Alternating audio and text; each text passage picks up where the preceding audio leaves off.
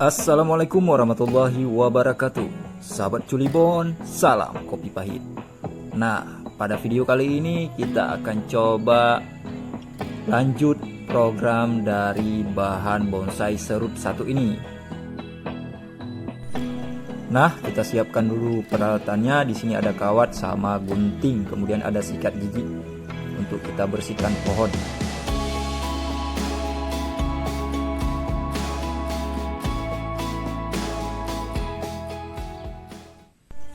Iya, ini tahapan kedua yang saya lakukan. Tahapan pertamanya yaitu pembentukan gerak dasar batang untuk bahan bonsai serut ini. Selanjutnya saya biarkan tumbuh liar. Kemudian di sini tahapan keduanya yaitu proses wiring atau kita buat gerak pada rantingnya.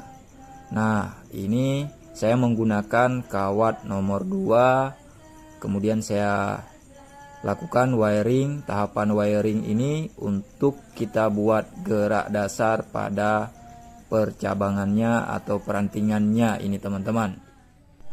Jadi untuk pohon ini atau bahan bonsai serut ini sudah berumur hampir 1,5 tahun di saya teman-teman, setelah saya dapat dari alam. Ya, kita lanjut wiring pada ranting-ranting daripada serut ini.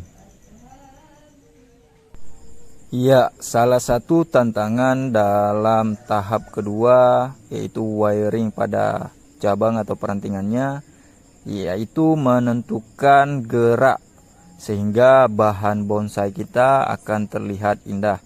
Nah, di sini tantangan terbesarnya ketika kita membuat gerak atau wiringnya asal-asalan, yang membuat bahan bonsai kita bukan tambah bagus tapi tambah jelek. Nah, di sini dalam tahapan belajar ini saya melakukan gerak daripada cabang dan rantingnya ini mulai daripada cabang pertama, cabang kedua hingga cabang ketiga.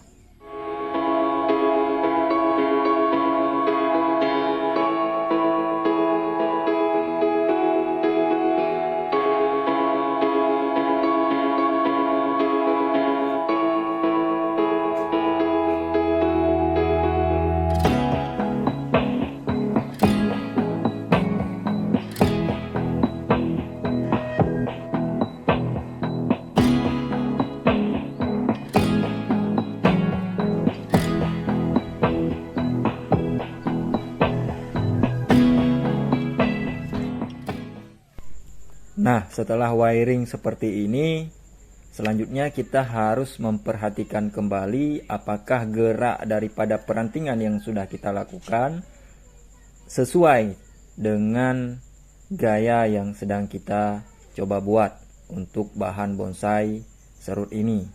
Nah, pada posisi ini kita akan coba melakukan pemangkasan pada cabang atau ranting yang tidak kita perlukan. Kemudian kita akan melakukan pemotongan kawat-kawat lebih dari hasil wiring yang sudah kita lakukan. Nah, sebelum saya melakukan pemotongan kawat lebih ini, seperti yang terlihat dalam video ini, saya akan melakukan proses pruning, yaitu pemangkasan daun. Tujuannya kita kurangi daun karena nanti akan saya lakukan pergantian media tanah. Jadi di sini kita akan potong kawat-kawat lebih yang dari ujung cabang. Jadi di sini kawat-kawat lebih ini harus kita potong agar bahan bonsai kita yang sudah kita wiring ini terlihat indah. Jadi ini gambaran dari bahan bonsai serut yang sudah saya lakukan wiring, membuat gerak pada cabang-cabangnya. Jadi selanjutnya kita akan menggantikan media tanam. Perlu diperhatikan untuk bahan bonsai serut atau tanaman serut, jika pertumbuhannya sudah melambat atau akarnya sudah penuh pot, ini wajib kita ganti media dan kita pruning akarnya. Karena kalau tidak kita lakukan pruning atau ganti media, pohon serut kita atau bahan bonsai serut ini akan stuck pertumbuhan dan daunnya bisa berpenyakitan. Salah satu tanda atau ciri dari pohon yang tidak sehat karena faktor media tanamnya yang sudah tidak bagus lagi, itu pohonnya atau bahan bonsai serutnya tidak segar lagi, daunnya bisa kuning.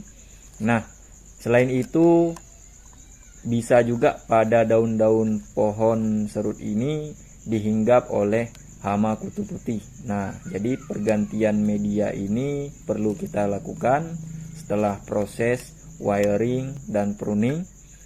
Jadi pergantian media dan pruning akar sangat diperlukan agar pohon serut atau bahan bonsai serut dapat tumbuh dengan sehat dan daun-daunnya lebih segar.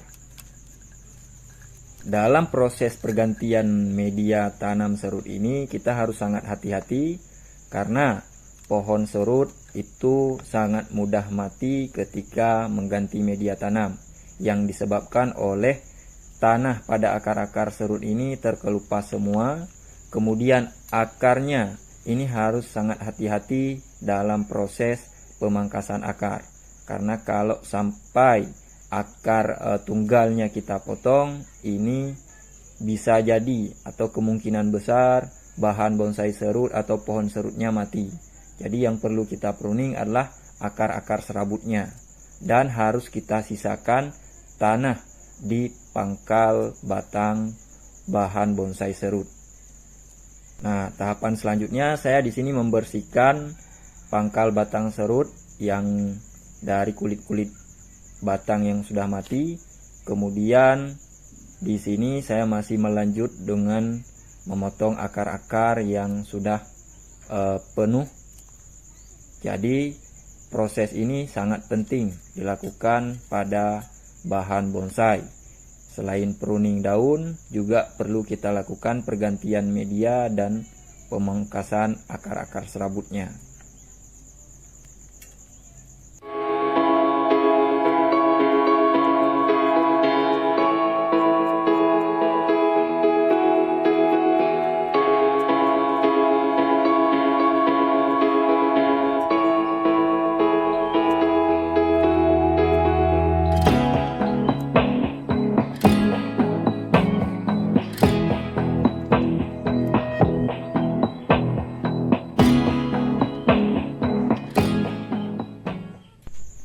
Jadi selanjutnya kita harus melakukan pembersihan dengan menyikat pangkal batangnya, kemudian ranting-rantingnya, karena pada bahan bonsai serut atau pada pohon serut sangat disukai oleh kutu putih.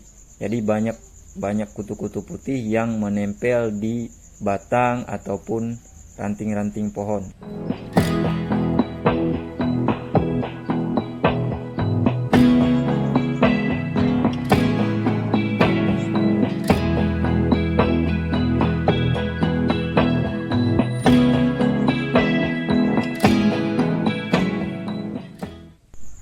Jadi untuk tahapan terakhir, di sini kita akan menanam kembali bahan bonsai serut ini di dalam pot.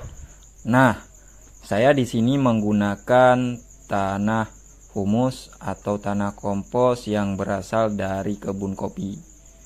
Jadi di sini bahan media tanam tersebut yang saya gunakan untuk bahan bonsai serut saya ini.